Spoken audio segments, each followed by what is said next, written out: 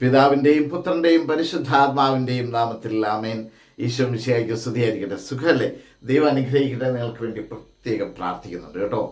ആരെയും മാറ്റി നിർത്തുന്നില്ല, എല്ലാവരെയും എൻ്റെ പ്രാർത്ഥനയിൽ ഞാൻ ഓർക്കുന്നു. പ്രിയപ്പെട്ട സഹോദരങ്ങളെ, സ്നേഹം, പരസ്പര ബഹുമാനം, ഐക്യം, ഈ വാക്കുകൾക്കൊന്നും ഒട്ടും പ്രാധാന്യം നൽകപ്പെടാത്ത ഒരു കാലഘട്ടത്തിലൂടെയാണ് നാം കടന്നു പോകുന്നത്, അല്ലേ? അങ്ങനെ ദൈവത്തെക്കുറിച്ച് അറിയാനോ, ദൈവം എന്ന വാക്ക് കേൾക്കാനോ, ദൈവവചനം വായിക്കാനോ, നമ്മൾ ദൈവത്തെ ബഹുമാനിക്കും, ദൈവമാണ് എനിക്കെല്ലാം നൽകുന്നത് എന്നൊക്കെ പറയുമ്പോൾ അതൊന്ന് സ്വീകരിക്കുവാൻ ഇഷ്ടമില്ലാത്ത, അതിനെക്കുറിച്ച് യാതൊരു ബോധ്യവുമില്ലാത്ത, അതായത് എല്ലാം ടേക്ക് ഇറ്റ് ഫോർ ഗ്രാൻഡഡ് ആയിട്ട് കാണുന്ന ഒരു കാലഘട്ടം.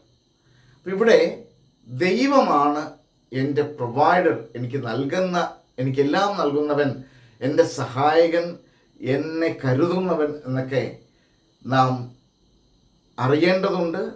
നാം മനസ്സിൽ അടിവരയിട്ട് ഉറപ്പിക്കേണ്ടതുണ്ട്. ഇന്ന് നാം പഠിക്കുന്ന വചനം, ഇന്ന് ഏപ്രിൽ മാസം 16-ാം തീയതിയാണ്, വ്യാഴാഴ്ച. ഇന്ന് പഠിക്കുന്ന വചനം വിശുദ്ധ മത്തായി ശ്ലീഹ എഴുതിയ സുവിശേഷമാണ്.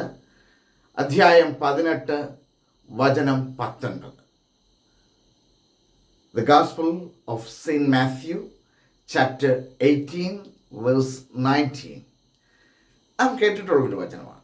ഭൂമിയിൽ നിങ്ങളിൽ 2 പേർ യോജിച്ച് ചോദിക്കുന്ന, ആ വാക്ക് വളരെ പ്രധാനപ്പെട്ടതാണ്, യോജിച്ച് ചോദിക്കുന്ന ഏത് കാര്യവും എൻ്റെ സ്വർഗസ്ഥനായ പിതാവ് നിറവേറ്റി തരും.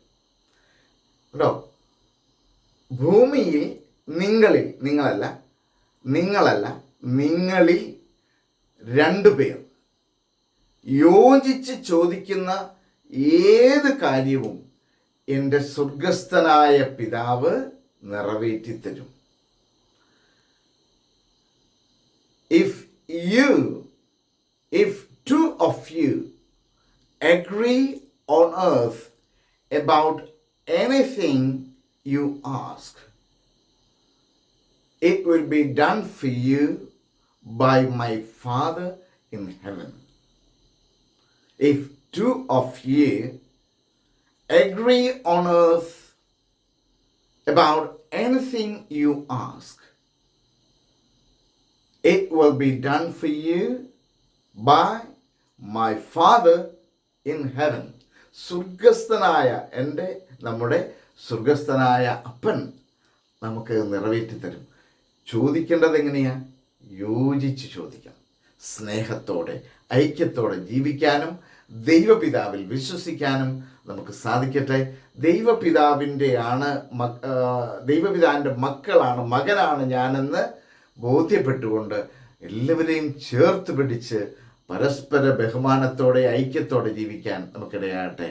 ആമേൻ.